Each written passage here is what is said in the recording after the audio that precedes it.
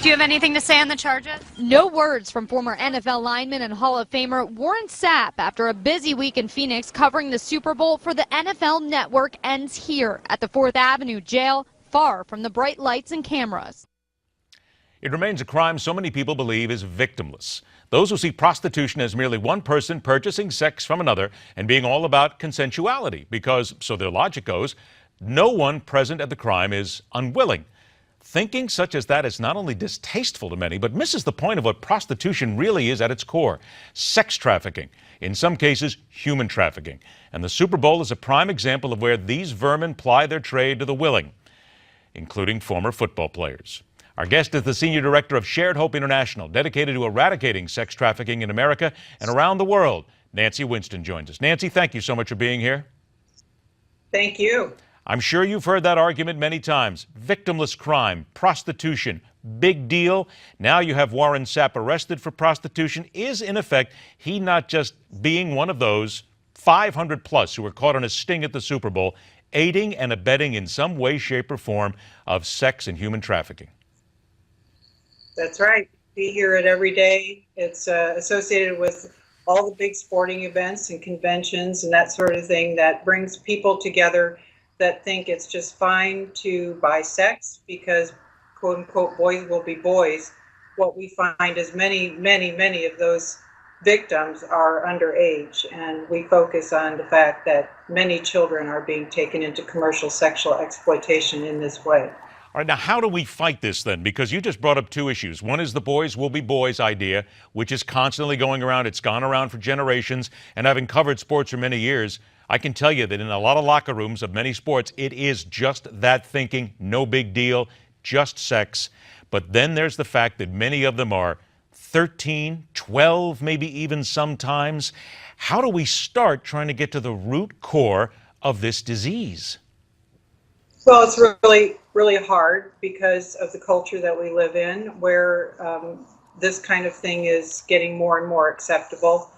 What Shared Hope is focused on is the efforts that we continually are doing to try and stem demand, because we all recognize that there would not be children or adults victimized for sexual exploitation, and there wouldn't be traffickers if there weren't buyers. So we have to do things to go at the demand issue. One thing that Shared Hope does every year is what we call the Protected Innocence Challenge, where we give each state a grade on their laws that pertain to the victimization of children for sex. And one of those areas of law is, are there state laws that have look at a buyer as guilty of the crime of human trafficking as well, not just pimps and traffickers. Now, wait a minute. That's a fascinating concept here, to hit the buyer for being part of the trafficking.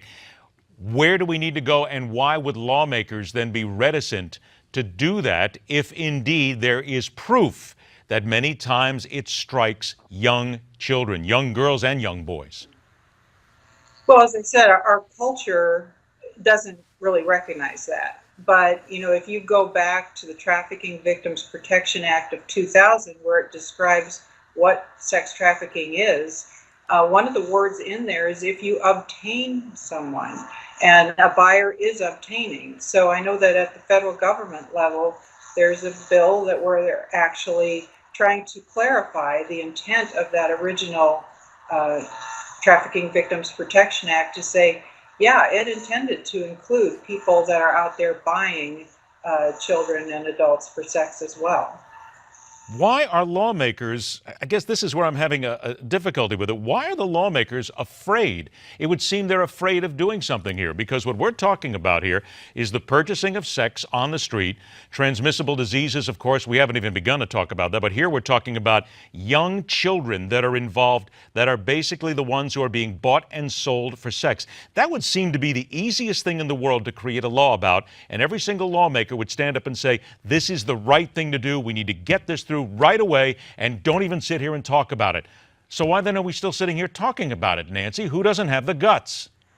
Well, there's a lot of different levels of this. For one thing, there's 50 states in the District of Columbia. We don't have standardized laws in every state. So every state is making up its own code of laws that have to do with this problem. And that's why Shared Hope has these 41 different areas of law that we look at, because it's not just, one player in this complex scenario.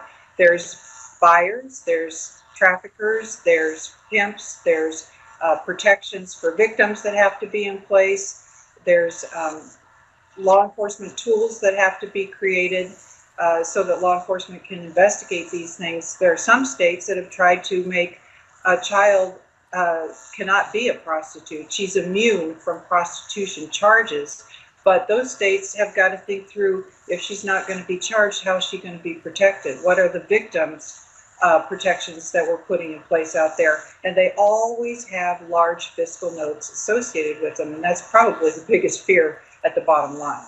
Nancy, I only got about a minute and a half left here, but is there any proof that talks about how this country's seeming desire to constantly be involved in porn on the internet is driving this, escorts versus prostitutes? But is there any proof that says that is indeed part of the problem and making it even worse?